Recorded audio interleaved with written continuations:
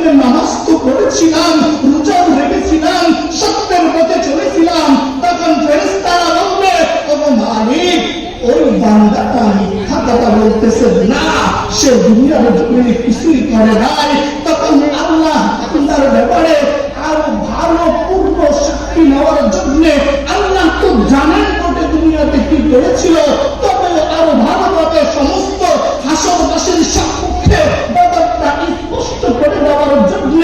আল্লাহ বলবেন, আল-ইয়াওমা নাখতিমু আলা আফওয়াহিহিম ওয়া তুকাল্লিমুনা আইদিহিম ওয়া তাশহাদু আরজুলুহুম বিমা কানু ইয়াকসিবুন। আল্লাহ যখন ওই পাপিষ্ঠ বান্দার